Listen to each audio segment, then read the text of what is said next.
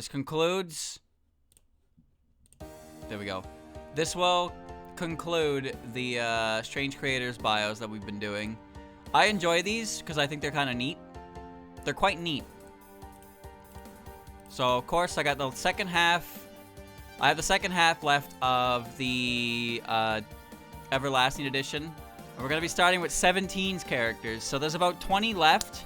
This isn't going to take very long, most likely. So we're just going to go. So we're starting with Eika. Ebisu. Eika. Alright. Alright. Oh, this is already short. Character data. Species. Soul of a stillborn child. Places of activity. The Sai no Kawara. The main abilities. Ability to stack stones well. Spell cards. Stone Sign. Stone Woods. And Stone Side. Children's Limbo. Personality. Eika is the soul of a stillborn child who constantly stacks stones alongside the Sai no Kawara. She first appears as a Stage 1 boss of Wily Beast and Weakest Creature. On her way to Hell, the heroine, who was possessed by an animal spirit, had knocked down Eika's stones while she was passing by the river, and she was met with harsh eyes as a result. She's considered a leader among the spirits of the Kawara, an idol of stillborn children who is both wise and has a cheerful personality. The particular remarks she makes about Bones suggest she's not just some stillborn child, but also the god known as Miruko, Ebisu. So yeah, if you didn't know, she shares the same name as one of the 7 gods of fortune. And it's, I'm pretty sure it's supposed to be Izanami and Izanagi's, like, child. So, there's that. But I don't really have an idea. Zun, comment. With the spirit of stillborns, the setting feels quite uneasy, but I wanted to portray them as having fun and playing in the afterlife. For the clothing, I worked from the image of the boneless god, Ebisu, and thus settled on the idea of a jellyfish. This is a brown jellyfish, no? The tentacles are somewhat poisonous, so don't approach them even if you see any. Illustrator is Aya Azuma. I felt sorry when her stones got knocked down by the playable characters. Regardless of her personality, I wanted to make the frills on her clothes look more like jellyfish tentacles, and I drew her alongside some jellyfish too. Jellyfish tentacles. She's jelly. The boneless one. Yeah. Lame, though. Lame. Next. Urumi Ushizaki. Ba-boom. Alright. Character data. Ushi Oni. Species. Place of activity. Sanzu River. Main abilities. Ability to change the weight of everyday objects. Spell cards. Stone Sign. Stone Baby. An Oni Sign. Demon Siege. Urumi is an Ushi Oni who claims the Sanzu River as her territory, and is also the Stage 2 boss of Wily Beast and Weakest Creature. A living human being has passed by the Sanzu River, which is something that rarely occurs. Thus, Urumi decides to talk to them after taking care of them. But after a battle, Urumi realizes they were actually the heroine who was traveling to Hell. She was once a terrifying Oni who would drag living beings into the Sanzu River. She would usually entrust the person in front of her with a stone statue of a baby, and then make the statue heavy, which would sink that person into the river. At one point, it became prohibited to attack humans, so she's been living a quiet life fishing in the Sanzu River. I like the idea that you hold the stone baby and she makes it heavy, and nobody is capable of just letting go of the stone baby. Like, chat, if it was that heavy that it was sinking me, I would just let go. I would simply let go of the baby. It's made of stone, dude. It's fine. Son, how unexpected, a cow character. Speaking of cows, she has big... Oh, excuse me for the stereotype. Moreover, when I think of someone holding a baby, a stone statue, I can't help but think of a mother. That's why I'd also focus on the chest. I just can't help it. Since they're herbivorous, I find the idea of a cow going fishing an interesting one, but this idea was not effectively incorporated in the design. I couldn't help but go towards the chest aspect. Okay, Zun, you alright? And illustrator Tokiyame. She's a character encountered along the Sanzu River, so I put a river in the background. The flow of the brushstrokes went in an oval shape. I wanted to incorporate some of the ancient fish in the image, but that would break the flow I set up, so they were left out. Water. It's just some water. That's all it is. A little bit of water. I like that she's just, you know, she just fishes. That's it. That's her job now. You can't drown humans anymore. And she was like, okay. And then she just, you know, just started going fishing instead. Next is Niratari Kutaka. Alright. Wow! Alright. I can't see behind Suika's head. Alright. Zun. I don't think... Oh, wait. Wrong. Where am I? Character data. Species. Yaoyorozuru no Kami. Place of activity. Yokai Mountain. Main ability is ability to cure throat illnesses. Spell cards. Light Sign. Trial of Miwatashi. And Bloody Battle. Highly Spirited Oniwatari. Personality. Kutaka, the stage 3 boss of Wily Beast and weakest creature, is a god who guards the checkpoints of other worlds. Akishiki, also known as the Yama, has told Kutaka that the heroine was headed towards Hell, so she tested the heroine's skills to see if she was truly able to navigate down in Hell. Although she acts as a watchman for Hell's checkpoint, she usually lives on the waterfall of Yokai Mountain since it has a good view. In addition, she seems to be secretly lamenting the domestication of her dependents, the chickens, and is seeking a way to improve their status. Somehow I don't think so. Zun. I don't think there are many chicken characters that exist that aren't just comedic relief. She's a venerable god, and she's still worshipped at shrines to this day. When anthropomorphizing chickens, it's common practice to include their characteristic crest, beak, and waddle, the folds under the chin. But if I were to give Kutaka a beak, she ended up straying too far from being human-like, and the waddle would end up looking like a beard, so I left that out as well. Is her crest a part of her natural hair? There's aren't that many chicken-like features on her face, so it may just be a nest-styled extension. Yuck. Uh-oh, I gotta do it again. Illustrator is Shinva. To be frank, I really like Kutaka, but I also like that chick on her head. It's cute. So very cute. I like wing characters because they can be made flashy when drawn. I think the picture is overall well balanced thanks to her wings. Kutaka's pretty cool. She's pretty cool. Alright. What song is this? Sleepless Night of the Eastern Country. That was okay. Not that great. It's cool to see that she lives on the waterfall, you know? Alright, time for the scary lady. Kisho Yashie. Whoo! Character data, yokai. She's a Jidiao. Wow, that's 3 vowels in a row. Place of activity, Hell in the Animal Realm. Main abilities, ability to make people lose the will to fight back.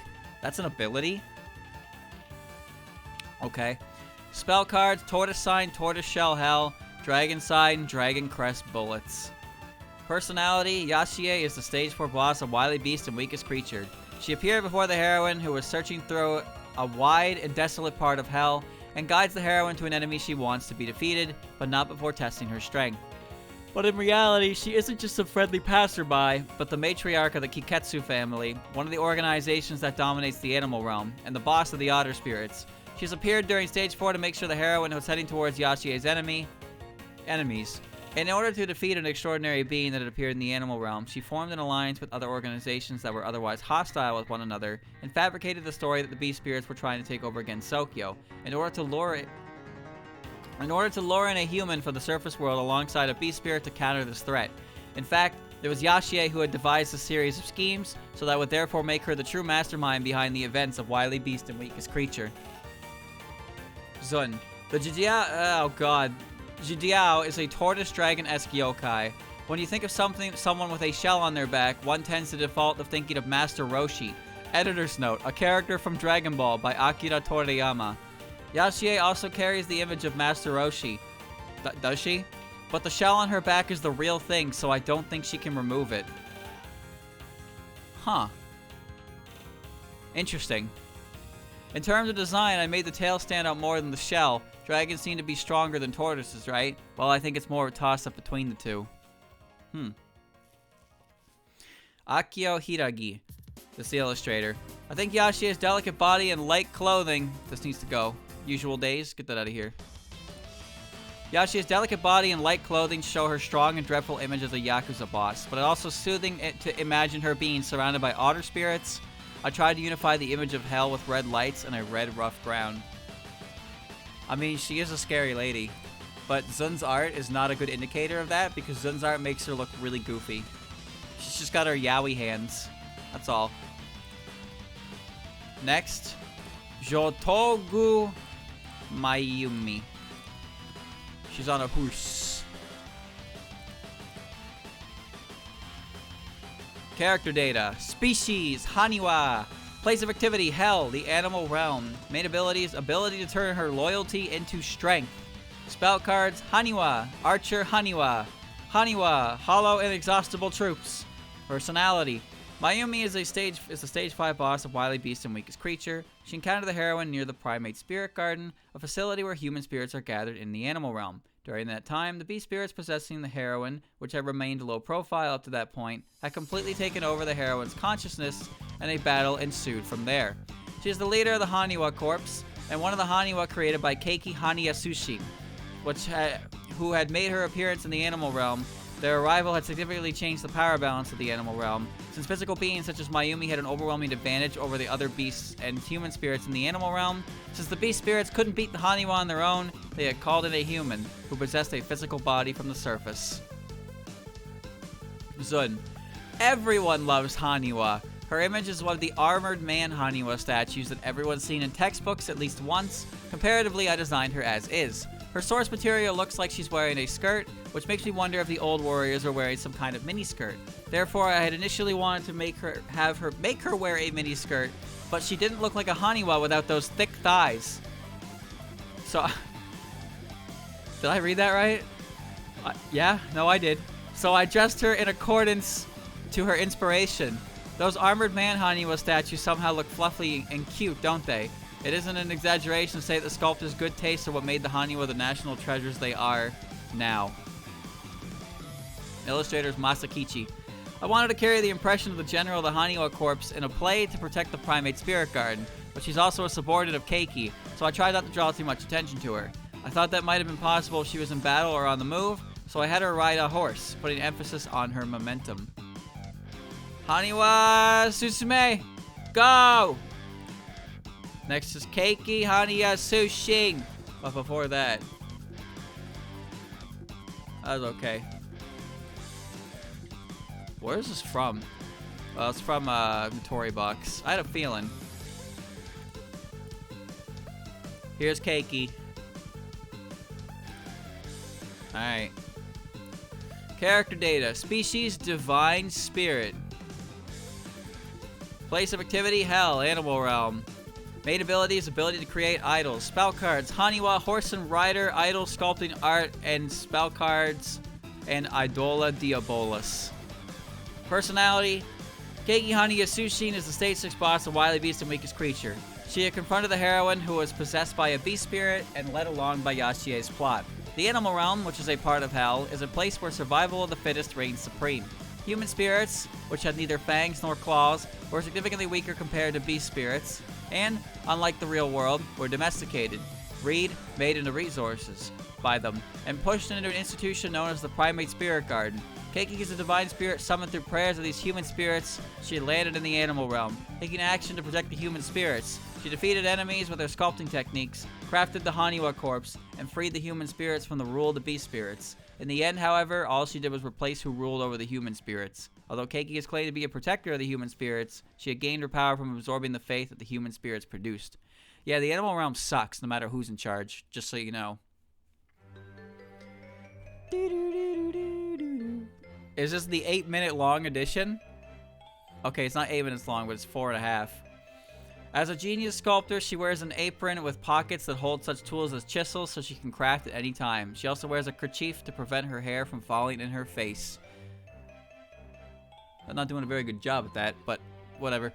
When I think of geniuses, for some reason we tend to carry an impression that they have little concern about fashion and are always dressed in loungewear. To be fair, a lot of them are like that, but I feel it'd be harsh to say that geniuses have no sense of beauty. After all, no one seeks beauty more than they do.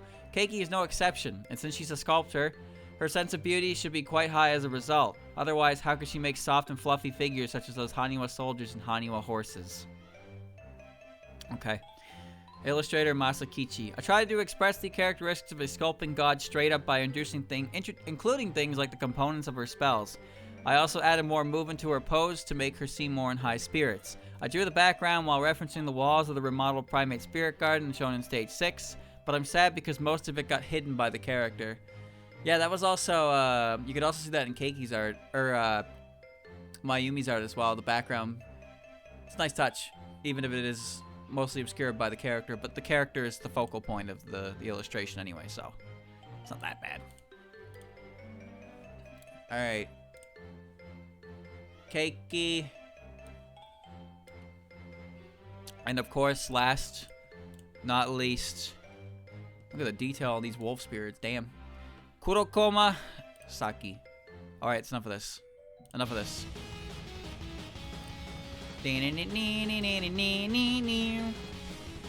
Character data. Beast Yokai. Kurokuma. Koma. Animal realm. Place of activity. Main abilities. Ability to have unmatched leg strength. Spell card. Agile skill. Black Pegasus Meteor Shot. And deeds of devilish beasts. Personality. Saki is the extra boss of Wily Beast and Weakest Creature. She's the matriarch of the Keiga family, one of the major organizations dominating the animal realm. Once she got word that the protagonist had defeated Keiki, she immediately worked towards dominating all the animal realm, and was dealt with by our protagonist as they were visiting the animal realm again. As the leader of the Keiga family, the self-proclaimed strongest, fastest army, Saki is not skilled at strategies of conflict, preferring to resort to raw power. The Keiga family are said to be a musclehead organization by the Otter Spirit, and the Eagle Spirit calls them a violent group, but the Keiga subordinates seem to be fond of its straightforward culture. Sun. An unexpected horse character. I designed her with the image of a cowgirl in mind, but the cow and cowgirl should refer to a cow, right? Also, her outfit was made with horse riding attire in mind, but wouldn't that make her both the horse and the rider in this case? She might have some mistaken ideas about clothing, but with her frank personality, she's probably willing to wear anything as long as it looks good on her. She's proud of her black hair and wings, which are frequently groomed. Koma indicates a horse of small size, thus she is also shorter than she looks, and she is mindful enough of this fact to always stand in an imposing manner, with her proud wings outstretched in order to make herself look bigger. That's funny lore. I like that lore. She's on the short side, so she always tries to, she always tries to stand grand. And the illustrator is Akio Hiragi. Her cowgirl style costume and her uniquely jagged parts were fun to draw. I like how her theme has this high-pitched hoof-like nuances, so I wanted to include spurs on her boots with that in mind, but they ended up being too small to the point of being nearly invisible. Yeah, there's a spur on her boot, I can see that, but it's like tiny. I think Saki's outfit's kind of goofy, but according to Zun, she'll wear whatever if it makes her look good. And I'll tell you one thing that she would look good in. A suit. God damn. God damn. Best lore so far. Best lore. Alright.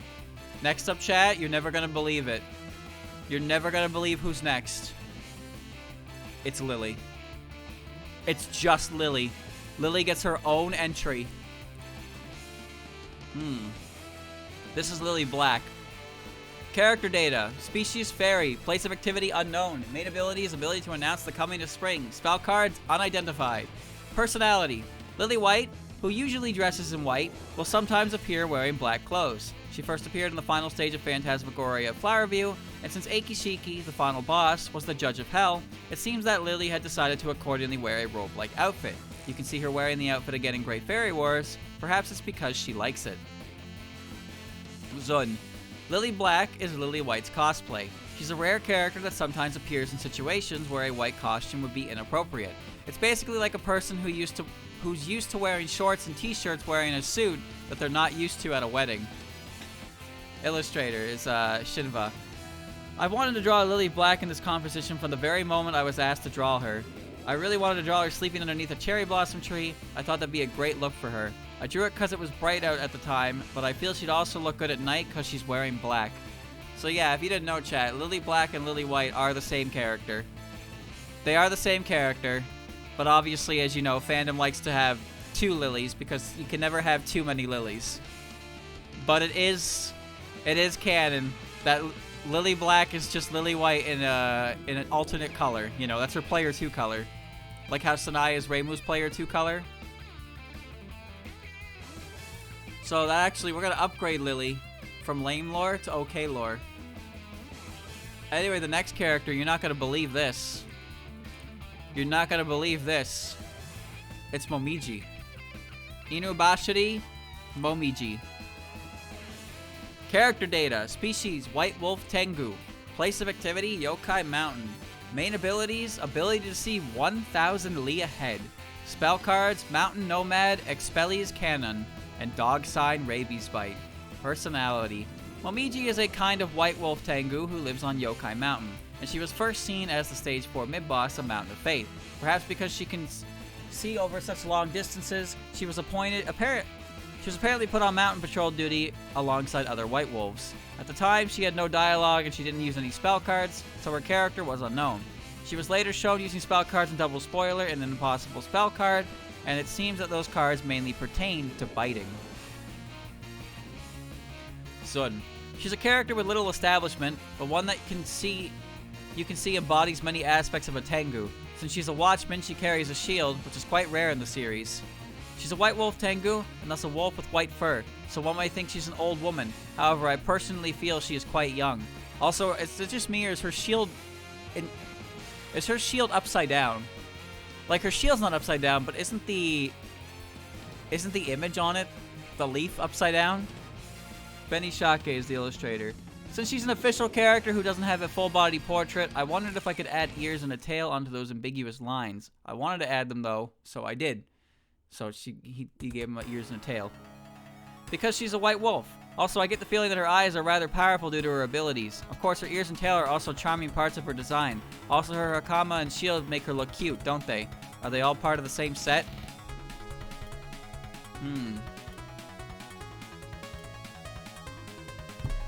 Alright. Momiji.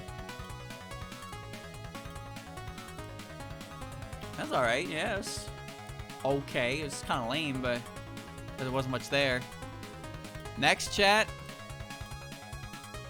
You're never gonna guess who's next. It is Kisume. That's right, they weren't forgotten after all. Character data. Species, yokai. Place of activity, former hell. Main abilities, ability to drop will-o'-the-wisps. Spell cards, horror, Surube Otoshi apparition. I fucking hate that spell card. And well bucket, like a moth to a well. Personality. Kisume is a yokai who first appeared at the Stage 1 mid-boss in Subterranean Animism. She appeared in a well bucket, and she may or may not use spell cards depending on the difficulty level, but she does not have any dialogue. After that, she appeared in Double Spoiler, showing off her spoiler spell cards. In the Omake for Subterranean Animism, it's explained that her ability is to drop will-o'-the-wisps, but in an interview with the author at the end of Symposium of Post-Mysticism, there are scary stories where she's called a ferocious impression. She cuts off people's heads without question, and is overall considered an unpleasant character. Whoa. Zun. Surube Otoshi is an ambiguous yokai. It's a simple image of a child in a well bucket, but even that's difficult to get a grasp of in terms of appearance. There was a game where a middle-aged man in a pot climbed a mountain with nothing but a single hammer. I feel that her image may be close to that. There's no way.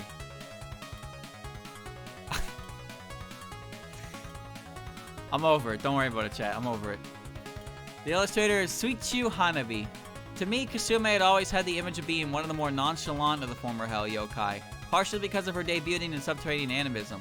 But then there's a disturbing title and Double Spoiler, and her rocky attitude in her Symposium of Post-Mysticism article, where she's shown throwing around human bones without warning. It's the merging of her image as a legitimate yokai and aforementioned nonchalant image that, in my opinion, gives Kisume an exceedingly cute, scary persona. That's why she's resting on a bunch of skulls, huh? Man, Kasume's a scary lady. Alright. That's pretty cool. That's pretty cool. That's pretty okay. Cool lore. Next chat. Oh, baby, get ready for this one. That's right. It's Tierno with a tan. Oh, shit. Tan Tierno. Character data. Species, fairy. Place of activity, Misty Lake. Main abilities, ability to manipulate ice. Spell cards, ice sign, cool sunflower. Personality. Tierno's appearance is a playable character in Hidden Star in 4 seasons. Originally, Tierno was not able to handle the heat due to being an ice fairy. But once she gained power due to the effects of the 4 seasons incident, she also gained a resistance to heat. Her enthusiasm having grown significantly, Tierno flew around Gensokyo in the summertime. She ended up getting a suntan as a result of that, or so she thought. In truth, her skin had turned brown thanks to the influence of the 4 seasons incident's power. That is, the influence of Okina's power, and it's become evident that the force drawn out had gone rampant.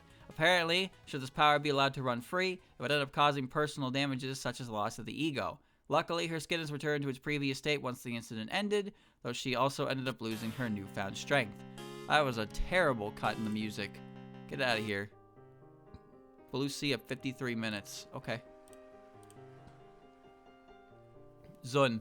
An ice fairy enjoying the summer. Tanned XX is derived from Tan Sakura, a character who appeared in the Marvel vs. Capcom series, although she herself is a parody of Ryu awakening to the Satsui no Hado, or Surge of Killing Intent. Tan Sakura. Even though she's an ice fairy, I feel that Tierno looks better in the summer. Why is that? Could it be her tinge? Her nature? And Shinva. Tan Tierno came as a surprise when she was first revealed. My favorite details are the sunflower on her ribbon, the morning glories, among other elements that really feel summer-like. When I drew the illustration this time, I really wanted to give her a summery feel. Yeah, she's got flowers all over her. She's not that tan in this image, though. To be honest with you, I don't think she really constitutes as tan in the image that I'm showing you, but it's fine. It's tan enough, I suppose. Tierno with a tan! And she's already, like, marked, so whatever. Next, Rinosuke Morichika. Look at this handsome fella. Damn. Character data. Species, human. Place of activity, Korindo. Main abilities, ability to determine the name and utility of any tool. Spell cards, unidentified. Personality, Rinosuke is the narrator of the Touhou novel Curiosities of Lotus Asia, published by Kadokawa. He runs a secondhand shop known as Korindo, but the store isn't in the human village, but rather at the entrance of the Forest of Magic. As a result, he doesn't get many customers. The only humans that you can compete with yokai, such as Reimu and Marissa, can come visit. Rinosuke is half human, half yokai, and lives longer than ordinary humans. Before opening Korindo, he worked at the Kirisame residence, the home of Marissa's parents, the largest curio store in the human village, but he felt the need for a curio store that handled items of unknown use, so he became independent, taking advantage of his ability. Rinosuke's store sells tools from the outside world that have found their way into Gensokyo. However, his ability does not detail the exact use for tools, so he's unable to use half of the tools in Korindo. Also, any item that Rinosuke deems to be his favorite is marked as not for sale. Zun. He is a hard-to-please otaku who isn't active in subjects that he has no interest in, speaks with a great understanding of things, and is prone to mocking bandwagoners. I feel a sense of affinity to him. Similar to Reimu and Marissa's designs in Curiosities of Lotus Asia, a large chunk of Rinosuke's designs were made by Genji Asai, who's actually the one who illustrated this picture, if you couldn't tell. This is the illustrator for Curiosities. His clothes have a strong Japanese-style taste to them, which is quite rare in Touhou. An illustrator, like I just said, Genji Asai. He's the only male character in the Touhou series, and I feel that he's been recognized by everyone for a long time. I tried to incorporate his characteristics into the lyrics of a drawing song, so I'll show them off here. Draw a pair of glasses, then an ahoge, Rinosuke. I think I could draw him with a song like this. No, I can't. So that's cool. So yeah, the illustrator that for Curiosities of Lotus Asia, which came out fucking years ago, actually, you know, still around and did an image for Rinosuke for this book. It's really cool. Where are you, though? Geek. Next. Oh, well, speaking of, here is Sunny Milk, Luna Child, and Star Sapphire, drawn by Who other than Makoto Hirasaka? Character data. Species, fairy. Place of activity, somewhere in the forest of magic. Main abilities, ability to refract light, sunny milk. Ability to mute sounds, Luna Child. And ability to detect moving objects, Star Sapphire. Spell card, sun sign, aggressive light, sunny milk.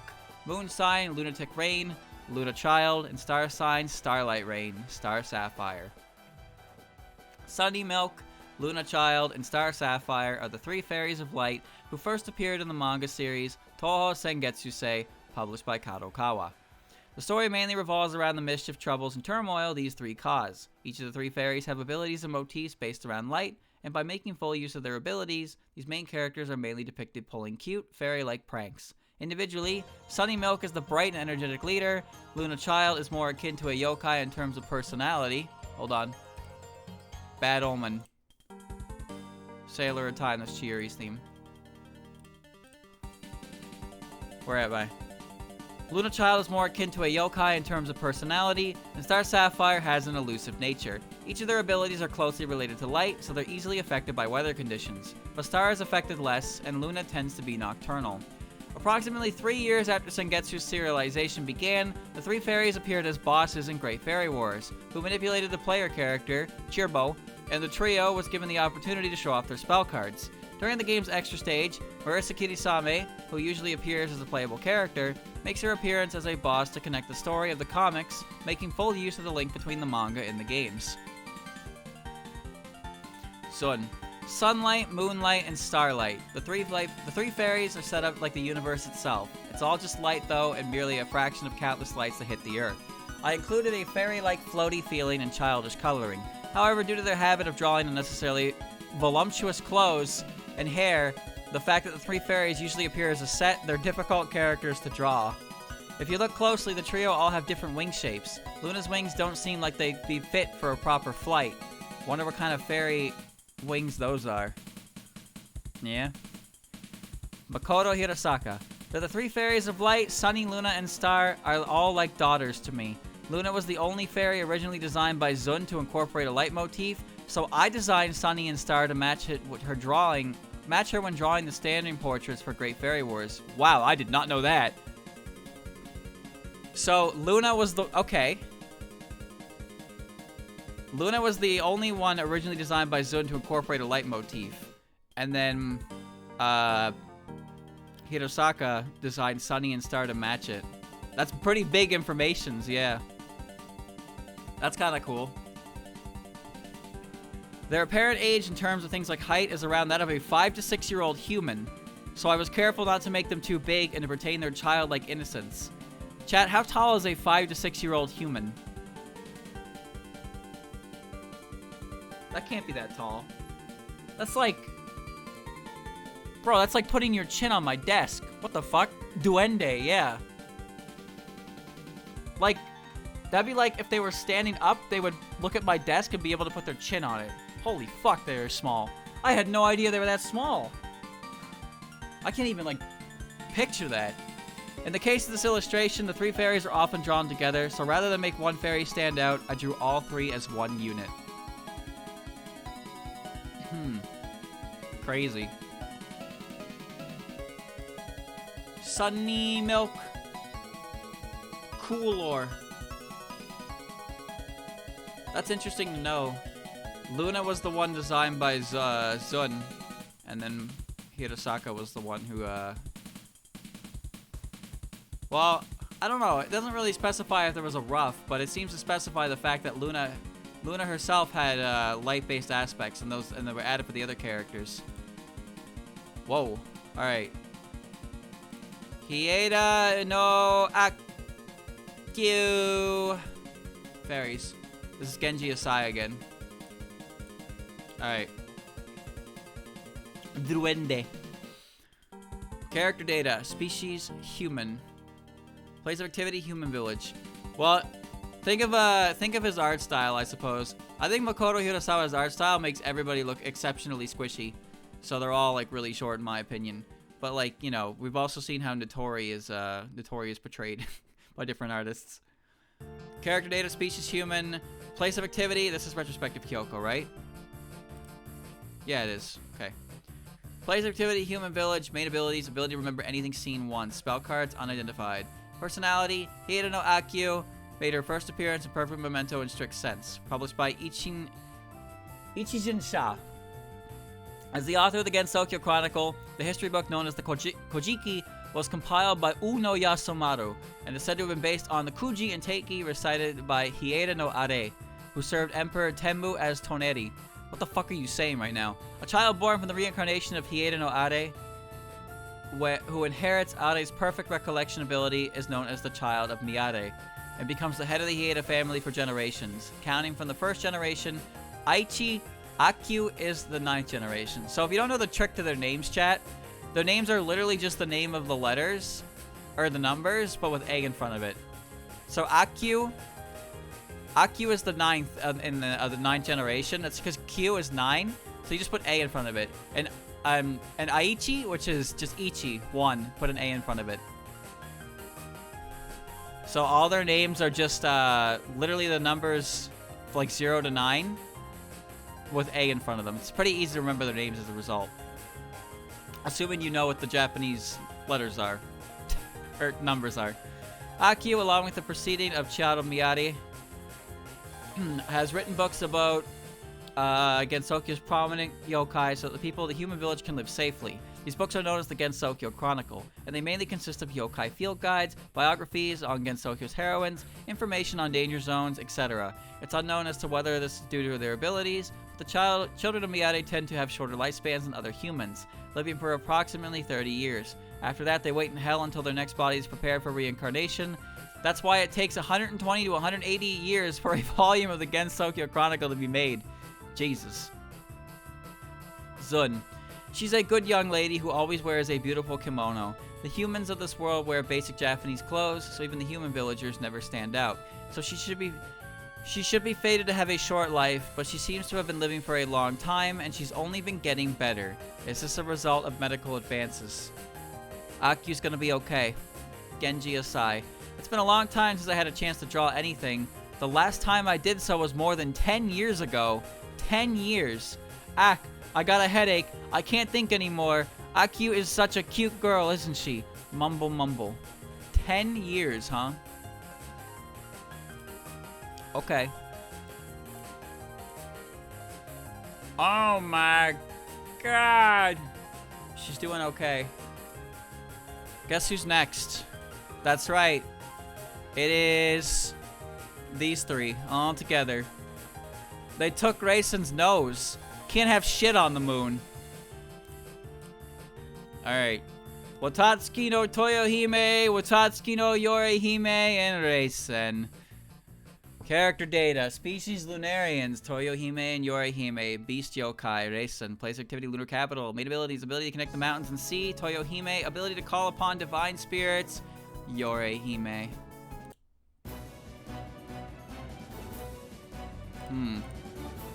Spell cards unidentified. Cheaters. Personality. Watatsuki no Toyohime and Watatsuki no Yorihime are Lunarian sisters who first appeared and only appeared in the manga series Touhou Bogetsu Sho, published by Ichijin Sha.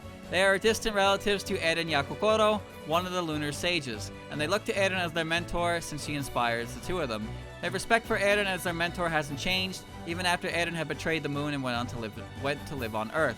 Silent Center in Blue shows Yukari Yakumo setting up a second lunar war as revenge for the first war that occurred 1,000 years ago between the yokai on Earth and the lunar capital, while using Vermilia Scarlet's long-standing interest in the moon as a guise. Yorihime and Toyohime's power overwhelmed the humans and yokai of Earth, and though Yukari had claimed that she couldn't compete with the moon's power, she succeeded in damaging her opponents in a way that was unique to yokai. Toyohime, the elder sister, has a gentle personality and likes peaches.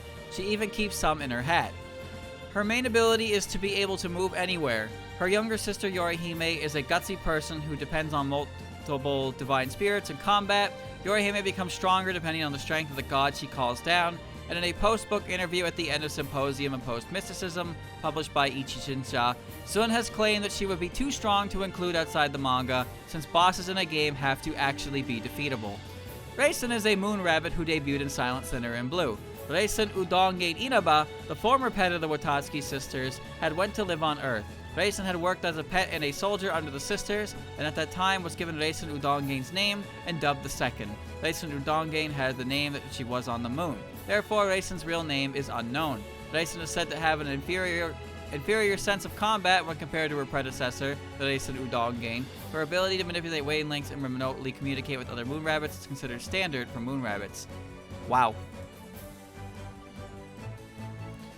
That's so basic. Zun. It's a pity that having them appear in works is so difficult due to them living in the faraway lunar capital. Their designs are relatively simple, and I feel that the contrast of the two sisters makes a lovely picture.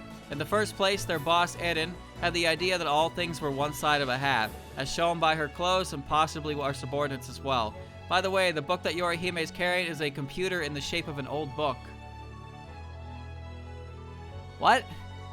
For Reisen, she finds it scary that she's not unique among the moon rabbits, and that there are many out there like her. She dresses in almost the same outfit as Reisen Udonge. Her owner probably gave her that name as though she were a pet. Tokiyame. The Watatsuki sisters and Reisen are a set of 3, so I tried to draw them in a rough and already and ready manner. With Toyohime getting involved with Reisen in the lunar capital, Reisen herself fumbling around, and Yorihime watching the whole thing. Since the buildings of the lunar capital are Chinese-styled, I put a Chinese-style window in the background with an image of the moon's surface outside of that. Nice touch. An old computer, huh? An old computer. That is so confusing. That is exceptionally fucking lame lore, though. Reisen is literally just a regular moon rabbit. That's it. The others are neat. But yeah, I don't like those characters, but we're not here to dwell on that. Next. Of course, it's gotta be Kozusu. And of course, chat, you know, we're definitely gonna call back Moe Harukawa, right? Because Moe Harukawa is the one who drew Forbidden Scrollery. Because, you know, we had Makoto. We had Makoto there, and we had Genji. But, so obviously we're gonna have Moe, right? Nope. Nope. She's gone. And she's gone.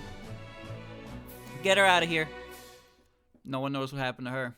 Character data, species human, place of activity human village. Main abilities, ability to decipher any writing. Spell cards, unidentified. Personality. Kozuzu is the main character of Forbidden Scrollery, published by Kadokawa. She's the only daughter of Suzanon, a rental library that operates in the human village. She's brimming with curiosity, and her suddenly acquired ability to read any kind of writing had awakened within her interest in the demon books that are written by yokai, and she secretly collects these books for reading in her own time. Forbidden Scrollery details the human village along with the various yokai that travel to and from the village. From her perspective, in addition, it depicts Akyu, the head of the Hieda family, visiting Suzanon for the sake of her family's possession. Mamizofu Tatsuiwa, who disguises herself as a human, also makes regular visits for this particular purpose. Zun.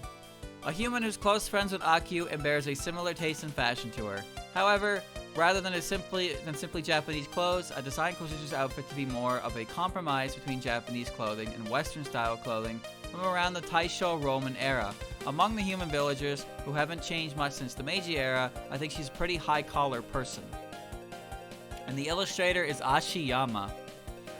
While I was illustrating this picture, I read through Forbidden Scrollery again, and what impressed me the most was the scene where Kozuzu was delighted when she acquired an unusual item. Though she's easily influenced by yokai, I felt her to be a strong girl who could understand the value of things, or determine their values herself, and express her emotions in a natural way. There are parts of her that invoke the image of a collector, a dreamer, and a unique atmosphere of Motori Norinaga, the source material. It seems that Motori was also a dreamer of a young man who drew his own map of a fictitious city, known as the map of the Hashihara clan's castle town. But the idea of depicting such a non-existent town in detail, I felt, really fit in with the main character of Forbidden Scrollery, who depicts the details of the human village. As for the illustration here, I noticed that the bells on her head became smaller every time I drew them, which I think is a problem. Her bells are really huge in the original work. You can tell the guy who drew this gave a shit. That's nice to see. But I really do wonder what happened with Moe Harukawa. Her and Alphys are just like, you know, they just like disappeared. As far as I know, like they just You know, they had their last bit, and then they just never went back to work. And there's like no acknowledgement of them at all. It's really weird. Kassen. Spoilers, by the way. Spoilers, spoilers, spoilers, spoilers, spoilers, spoilers. You've been warned. Spoilers. Character data. Species, hermit. Place of activity, Yokai Mountain, Hakude Shrine. Main abilities, ability to guide animals. Spell cards. Dragon Sign, Dragon's Growl, and Rap Sign, Prosthetic Arm, Proteus. Personality. First appearing as the protagonist of the manga Wild Horn Hermit, published by Ichi-Shinsha, Kassen is a hermit who lives on Yokai Mountain. She's an earnestly compassionate, emotionally vulnerable person, and a rare type of hermit who takes the side of humans. The story unfolds as Kassen, concerned about Reimu's laziness when no incidents are occurring, makes frequent visits to the Hakude Shrine. As a hermit, she possesses many abilities, but it's not clear as to whether her ability to communicate with animals is her own ability, or it was derived from her status as a hermit. Many hermits live within the other world of their own making, i.e. Senkai. This includes Kassen's manor on Yokai Mountain. But it seems a special procedure is required to enter it. Also, because she's a hermit, she's destined to be attacked by envoys of hell on a regular basis. But in Wild Horn Hermit, instead of such envoys coming for her, Kassen is often seen interacting with Shinigami such as Komachi Onizuka. In terms of the games, she first appeared in Urban Legend in Limbo, then in Antinomy of Common Flowers, where she can be controlled as a playable character and has her own spell cards. Although it seems complicated, Kassen is her given name, and Ibara Kassen is her hermit name. She's mainly addressed via the latter by other people such as Reimu and Marissa. Her name is Kassen. Her full name is Ibaraki Kassen, and her hermit name is Ibara Kassen. Yep. Okay. Kassen. Her dress was designed to give the impression of a longtime Taoist, which also includes motifs of an Oni. The name Ibaraki suggests a rose and thorn pattern, though I personally didn't notice any rose-like aestheticism coming from her. Nevertheless, her chest bandages sometimes get touched upon. Her what? Though she never does that with the chain on her arm. Actually, what do Reimu and Co think about that? They probably think it's a sore spot for her or something. So they simply don't bring it up. Her chest bandages? What are you talking about, dude? Zone, are you alright? I can't see anything, like, remotely close to that. And that is true. Nobody ever talks about her bandaged arm. Aya Azuma. When coming up with Kassen's design before serialization, I was given permission to include the floral decoration on her chest based on my suggestions. The type of flower wasn't specified due to things like the flower language, etc. I could talk about Kassen forever, so I'll just leave it at that. I'm very happy to have been part of her story for so long. Aya Azuma is the artist for Wild Horn Hermit, if you didn't know. What I like about Wild Horn Hermit's artist is that they really improve. They really improve as the series goes. And I mean, the series spanned like fucking effectively 7 to 9 years. But the first chapter looks like, when you read the first chapter of Wild Horn Hermit, it feels like a rough draft in a few places. But the more you read it, and like the characters really start coming into themselves, and the art really solidifies, and it's, by the end of it, it looks really nice. That's what I like about Wild Horn Hermit. Yeah, it's a pretty drastic change. The other ones stay relatively the same as they go, but like you can just kind of like see, you can see Aya Azuma like grow as an illustrator through the course of Wild Horn Hermit's life, which is really cool. All right. Kassen. I know that song. The colorless wind on Yokai Mountain. I think that's stage 2. Here's a character I don't know anything about. And would you look who the artist for that one is? Who would have thought? Here she is. Well, well, well. Look who we got here. Mioi Okunoda. There you go. Character data. Species. Zashiki Watashi? Question mark. Place of activity. Human village. Main abilities. Unknown. Spell cards. Unidentified. Personality. Mioi is the main character. Oh, that's how you know this is old. of a manga known as Lotus Eaters, published by Kadokawa. She's the poster girl for Gidonte, an izakaya which operates in the human village. A talented store clerk who is not only bright and friendly, but is also skilled at cooking. Her true identity, however, is a Zashiki Watashi who settled inside of Gidonte.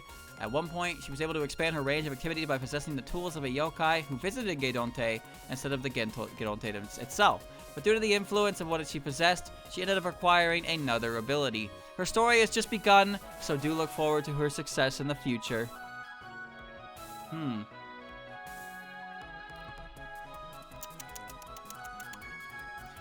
Zun, the poster girl of an izakaya. She wears a sail-like apron that's often worn by people working at liquor stores. When I gave her the sail apron, she ended up looking like a middle-aged man, so I managed to make it cute with a whale pattern. The whale hat makes her look warm, doesn't it? Gensoku doesn't have an ocean, so I wasn't sure on how to depict a whale character. Maybe be kind of yokai one would believe to be related to alcohol. Mizutaki. As the poster girl of the izakaya Gidonte, I drew her with the strong impression of being a hardworking and naive person accustomed to drunk people. In addition to her facial expressions, I used gestures to create emotional movements. The fins of her trademark whale hat were drawn to feel as though they were moving according to Miyui's gestures. I feel that changes in her roll-up sleeves was also an important factor, since that changed every time in the manga. I tried to make her multi-directional ruffled hair look healthy and cute.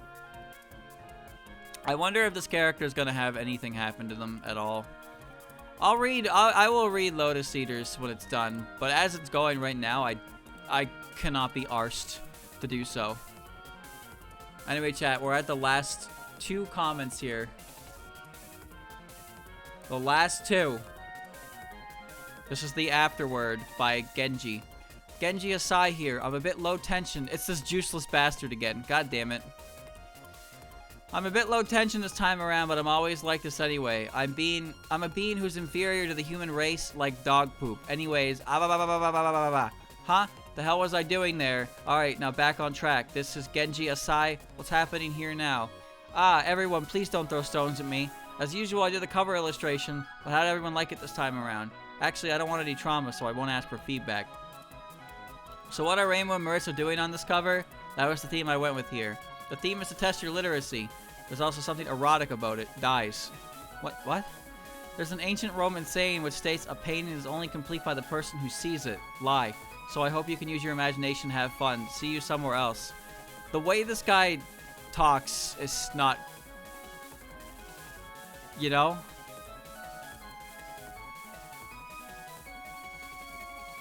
The way this guy talks, it reminds me of, like, forum posts from people between the age of 13 to 16.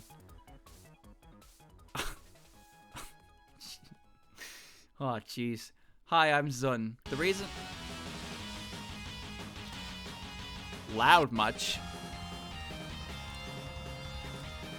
Hi, I'm Zun. The reason why this volume of Who's Who of Humans and Yokai is divided into Dusk and Everlasting editions, as opposed to Part 1 and 2, was because the works aren't arranged in order. As is often in the case with Touhou, the contents of the previous publications are often not arranged in the same order as the works. The games themselves are detailed in release order, but I tried to make it so it didn't matter which ones you played first. Besides, rearranging the order often reveals new things. For the Dusk edition, I chose to work with bosses as objects of fear and awe, and works that related to night. For the Everlasting edition, I chose gods that would end up being unfamiliar, and works that lean closer to death.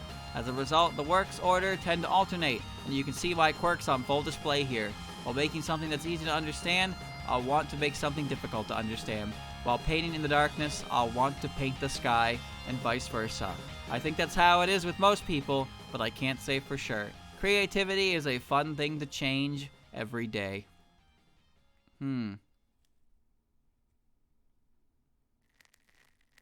What the fuck is that noise? Oh, it's a Tory box. Okay.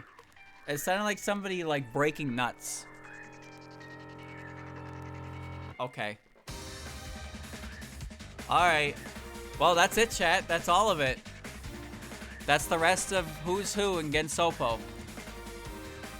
Look at all these characters that did not get mentioned. Actually, there's not a lot of characters who didn't get mentioned, huh? We didn't get any Yuma information, though. Where's my Yuma information? Tell me more! Tell me your secrets, Yuma. Just hanging out with her cool giant robot, I guess. But yeah, that was cool. So I learned, I wouldn't say I learned too much through this myself. Maybe you learned something, chat. But I did learn something very interesting about Sunny Milk, Luna Child, and Star Sapphire.